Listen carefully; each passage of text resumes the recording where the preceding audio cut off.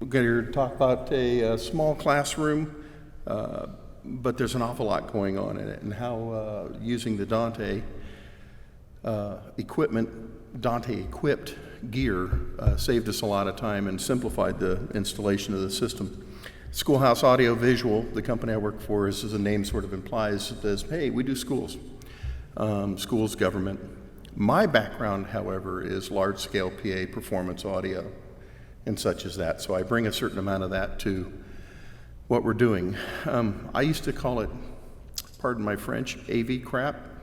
You know, from an audio snob point of view, AV hasn't been known for the best audio in the world, but that's changing. The expectations of folks, it has to do with where they're at home, what they're listening to out of the dashboard in their car, is a whole lot better than what used to be associated with AV. So I'd say we're getting better. I'm geeked about Dante. I've been in the business a while. I worked for Crown for a number of years, and I remember when CobraNet came out, we started making some CobraNet product at Crown, and we tried it out at the factory and completely shut production down for 35 minutes because we put the CobraNet on the network. And the IT department frowned greatly upon that. Actually, it was really pretty funny to watch them little fat geeky boys running around like pulling on their hair and stuff. It was something. But here's my point. I've been around for a while. I've seen CobraNet. I've seen, remember BSS Audio had their 8-channel green link, I called it, but their digital network link, SimNet, had their proprietary linking. I've done the French networking thing. I almost shot my Yamaha console. Really wasn't the console's fault, but trying to figure out how to configure one of those networks was misery. But here's Dante. And I went, well, that's okay, another network, great. We need another network in the audio world. But I started trying it. Well, I'm not the only one, evidently. I'm happy about it because of the reasonable channel count. We're not stuck to 8 channels of linking between. Latency. Latency is just something that's always bugged the fire out of me because monitors, part of my live sound mixing thing, I can't live with 7 milliseconds of latency in my system in monitors. My performers will beat me with things. They will throw microphones at me, and I frown upon that. But the latency has always been an issue, but this is not so much nearly the problem here with Dante. It's network friendly. I didn't have to do anything special the first time I hooked one of these up. I'm not a network guy. I never wanted to be a computer nerd, okay? I'm an audio guy. But I first put on this slide here, I put over 20 manufacturers, and I was talking to Bernie, and I thought he was going to stick his thumbs in my eyes because it's well over 200 of people that are making product available now. And that's individual manufacturers, not number of products. Number of products is over 400 and something. If you were here earlier, they ran through those stats. And what does that equate to? Lower integration cost. You're all contractors for the most part in the room, right? And you're in the business for the art of it, right? No?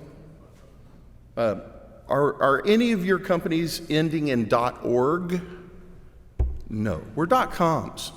We want to make some money. If we don't make money, we're not around to support our customers and to do the thing that we call our art and to support and go out there and make the audio world better. Hey, there's a lot of nobility, but nobility is nothing if you don't have a way to get there. And getting there means you have to have a healthy company that's making money. There's nothing wrong with making a reasonable amount of money on a project. That's how you serve your customers. So how do we do that? Well, let's move on a little bit. I also love it because it's so simple. Even an ogre can do this. And that picture has been all around. Super simple system. Highland Park Independent School District in the North Dallas area.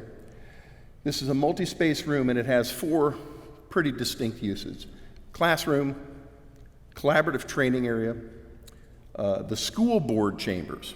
meets in the room. And they also have just some class. And they have some future connectivity. They want to be able to bring sound from that room into the cafeteria and sound from the cafeteria back. And those are future areas not implemented now, but we were asked to kind of be thinking ahead about that. Anybody from the Dallas area? No? Highland Park means money.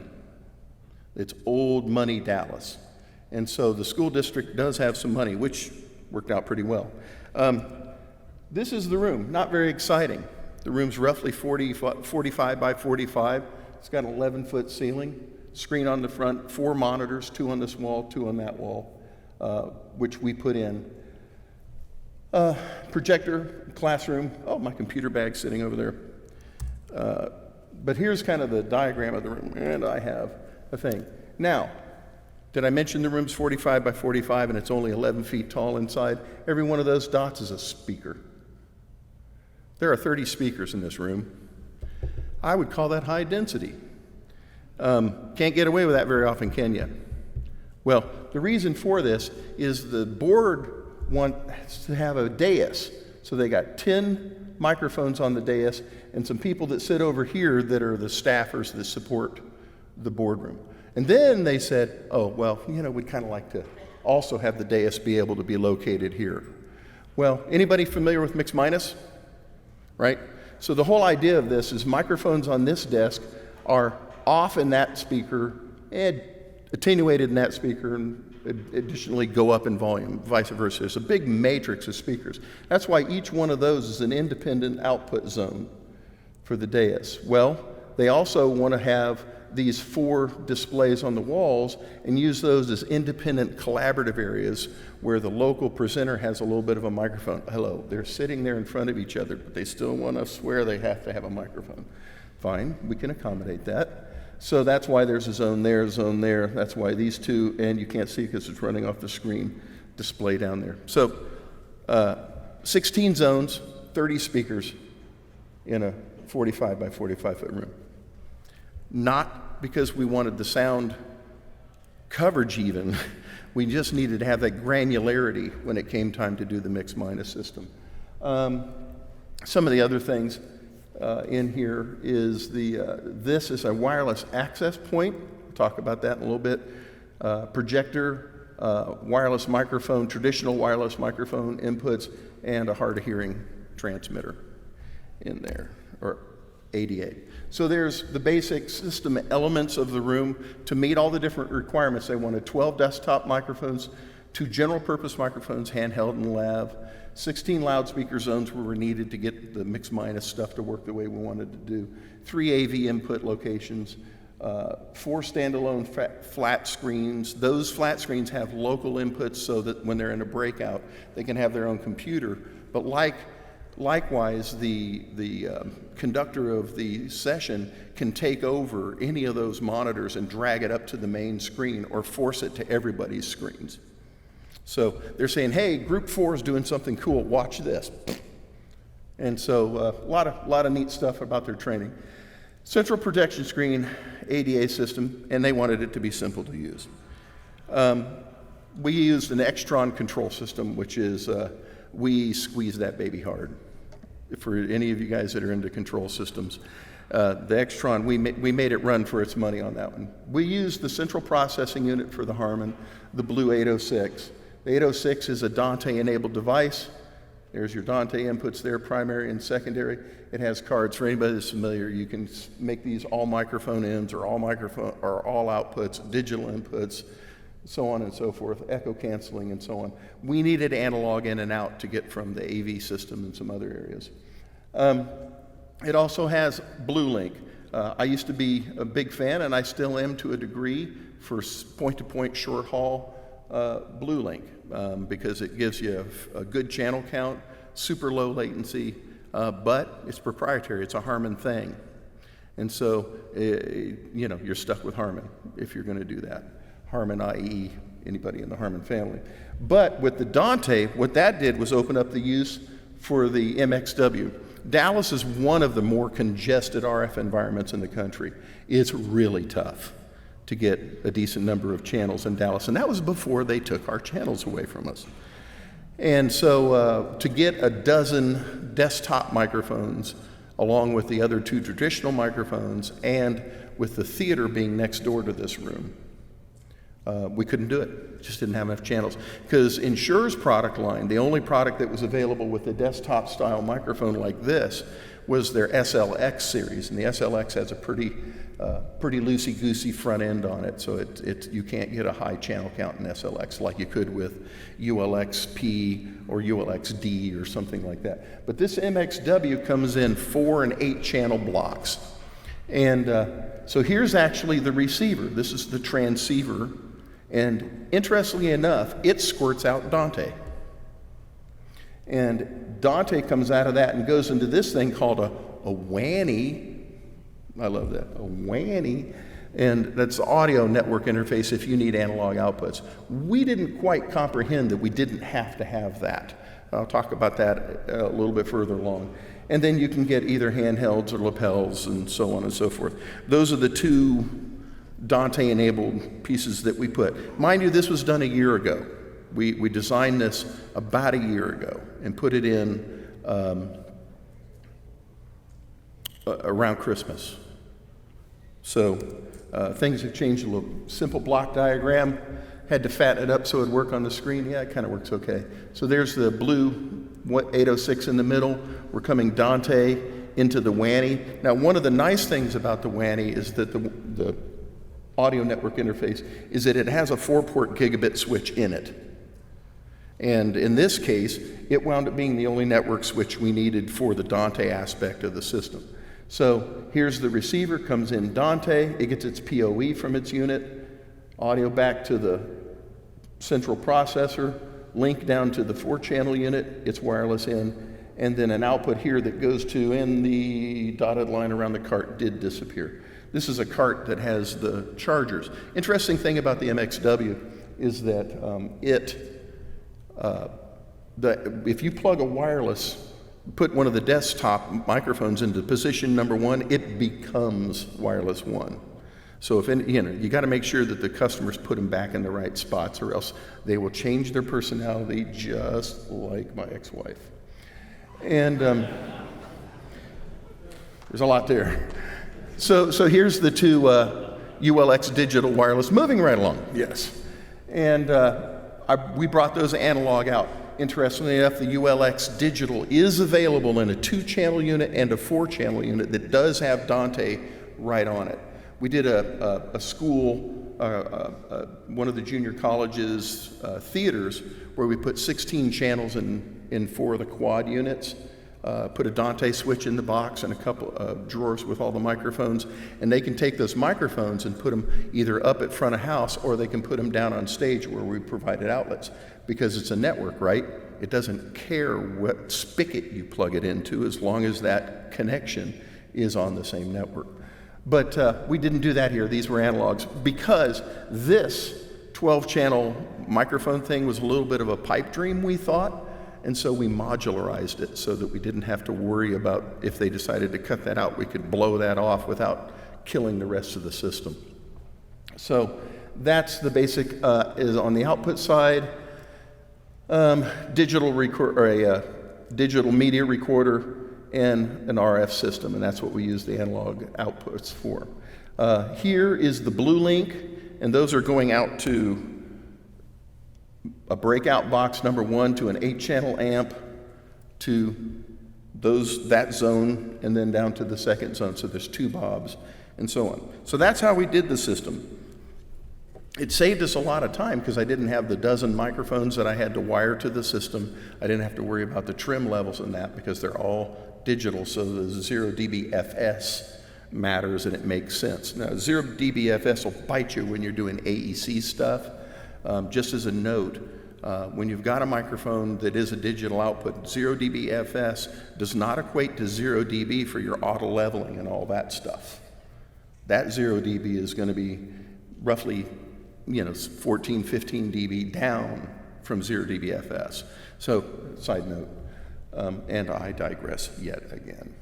So if I had to do this system again today, that's what we did. If I had to do the system today, I would, and this is basically the Dante chunk of it, We found out that we could eliminate these. They don't really do anything for you because all of the microphone control occurs inside there. In fact, with the MXW, you can literally turn the microphone on and off remotely. So if person at position 1 forgets to turn their microphone on, we actually on the control panel gave them a bail the clueless user button where they can turn their microphone on or off, whichever seems to make sense at the moment. But we discovered that we don't have to do these, so that would have saved that money in the system. If I did the system today, it would look more like this, coming into just a gigabit network switch, the 2 access input points, the processor, Dante out to a Dante amplifier. In this case, it was a Bose 8250. Now that's 250 watts per channel, but the amp's only like $2,000. How much money does it cost to do a connection? How many minutes? Anybody want to throw that out there? Huh? Somewhere around 12 to 15, right, is what you sort of use as a standard for a connection. That covers all your time to monkey around with stripping it, finding it, labeling it, soldering it, putting it under Phoenix, whatever the case is. Shy of punch down. Punch down's faster. But, so you take 16 times 2, you take 32 connections at 15 minutes a connection. That's a lot of money in labor. What's the thing that you have the hardest time controlling on your jobs? Labor. That's the thing that spanks you every time. Because the gear, it goes into, it goes out to. I get a certain amount of money that comes in and it goes out. The gear is fairly fixed unless you bone up and miss parts and you have to put parts in that you didn't plan on. But provided you got all that right, the thing that's the variable is the labor.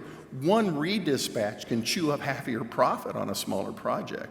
You start doing these school projects where there's, hang and bang classrooms. If you have to go back the next day, you just kissed everything you might have made on it away. So time really is more expensive than the gear. So in this case, it's okay to use a $2,000 amplifier. As it was, I used a $700 8-channel amplifier. So I'm really not all that far away, labor-wise, going the other way. Plus, it's all on the network, and I can change it after the fact. The other one that I also missed, which I should have put on here, is that I could have done the ADA, because Williams has a Dante-enabled ADA transmitter. So I would have had no soldering in the rack, other than the 2 analog microphone connections. They wanted to back up my connection. And if you had done something like this, that would have been okay for that. Could have been Dante as well. So the key to the part of my excitement about this thing is the interoperability. We've got other projects where we're doing Yamaha QL or CL consoles. The guy that was presenting on the school here that had the Aviom units in there, he could just as easily now get rid of the analog to Aviom converter and the switch by going to an Aviom D800 Dante unit, hook it right up onto his Dante network. He's got all his powering and all his conversion done, fully digital, no latency bumps, no headroom losses. You lose 3 to 4 dB of headroom every time you go in and out A to D, D to A. But not only that, you add latency at about, if you're at 48K, you're going to do about 1.28 milliseconds per bump. And again, that starts to add up. Now, if you got a couple of those things going on, but you're ingesting video from a camera somewhere, you got bad Chinese movie. And so keep it, if you can keep it inside one transport system, inside a one A to D, D to A conversion, it's fine. This kind of thing, fine. I'm okay with that. You want to tell me that I'm going to put on my star vocalist a microphone that has a preamp inside the bat of the microphone? I don't think so.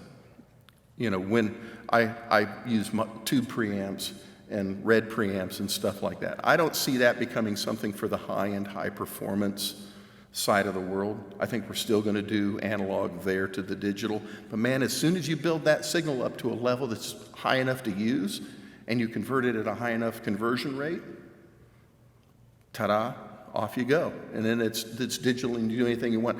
The other thing they started doing, they said, well, We got the recorder for the 2 channels, but we'd really like to have everybody recorded.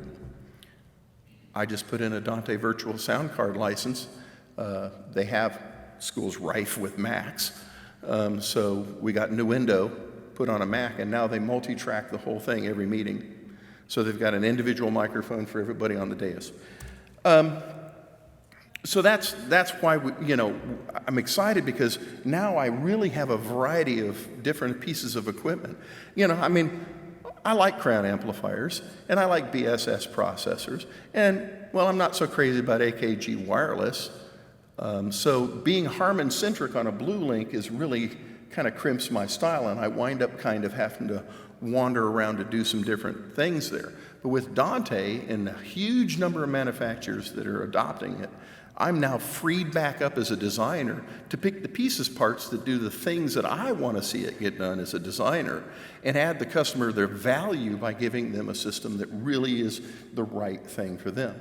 So I mentioned that I was geeked about Dante because it's the first time in audio history that there's been this many manufacturers that have gotten behind a digital audio transport. Is it perfect? No, it's not. You've heard that a couple of different times. There's a couple of different reasons. And I'll cover a couple of these in what I call my precautionary thoughts. I'm just going to admit that I'm a little bit of a numbskull. I wasted an entire day fuddling around with a Yamaha QL5 and a Dante D800 digital controller. Every time I hooked that secondary network up, by golly gee whiz, the whole thing went haywire. Wait a minute. Oh yeah, that second network. Well, there was the key, right? Well, here's the thing, and this is my challenge to you manufacturers in the room. Yamaha calls redundant. Yamaha calls switched daisy chain. Switched and daisy chain mean the same thing, but every other Dante anything says switched or redundant. And so there's a little nomenclature mismatch there. The other thing is that Yamaha sort of lulls you into a false sense of security in some ways, because they have integrated the Dante integration so deeply in the OS of the console that you can do most everything that you need to do Dante and never open Dante controller to get a Yamaha console running until you put a frickin' Aviom with the thing. And you don't realize that there's a switch on the front of the Yamaha to make it daisy chain or redundant. And you kind of hope that maybe one of those dip switches on the back of the Aviom does that, but not so. But I told Yamaha this over and over and over again on the phone, over 5 phone calls over a day. And none of them said, well, have you set the unit up in Dante controller? Now, if they had done that, I would have went, never mind, I'm just going to go stab myself with something dull. When it dawned on me, I really did. I just banged my head on the desk. It was like, Sacagawea. What are we doing? But use Dante controller early. When you first get the system turned on, fire up Dante controller and get your arms around what's going on with all that gear. No matter what the OS and what the different manufacturers' software control, proprietary network stuff says, Dante controller is your friend. Use it. They mentioned that, when you first fire up Dante controller, it stares at you like a calf at a new gate. Ain't nothing going on there because it doesn't bring up anything. However, you can save the preset and then work on it offline. So that's one of the good reasons to fire up Dante controller early. Even if you're not on the network with the thing, you can then go back and work on some of the configuration with it. I wish it was a little clearer with that. I wish that Dante controller gave us the ability to fully configure a system before it ever has to be hooked up. That's my wish list. And the manufacturer nomenclature and consistency. The last part of it is that some of the manufacturers are not fully implementing all the features that are available in Dante. When you look in Dante controller, you see the ability to go primary or secondary, or redundant or switched. If it's only got one Dante spigot on the back side of it, guess what? It's not going to be redundant. That means two or more. So that's obvious. If it's a hardware restriction, if it's going to be 8 channels, okay, or a 4-channel hardware implementation, I get that. But within Dante is the ability to use static IP addresses. I work in school networks. You want to find a draconian bunch of jerks, start working in schools. Them guys, them network dudes need electroshock therapy. And I would be glad to provide it. But that would make me bad, so I don't do that anymore. So, essentially, just to wrap it up, real quick in it, is that there's so many things you can do, and it just frees you up. It was almost a mistake when I did the CL5 with the 16 wireless microphones. I had 2 Rios, one Rio 32 and a Rio 16. The Rio 16's in a rack and can be chucked down into the orchestra pit. Done. Ins and outs. Done. But I had hooked up the wireless microphones using Workbench software, because by the very nature that you hook up to the primary network on it, it's now on a Workbench network. Ta-da! Side benefit. And I did my scan, and it says, oh, lo and behold, there are 15 more units attached to this. Would you like me to populate those with usable frequencies? Nah, I don't want you to do that. I'd rather have to push all those buttons myself. Nah. Sure! You hit the button, and there it goes. And I named all the microphones in Workbench. Fired up Yamaha. Rack shows up with the names. And I'm like, ooh.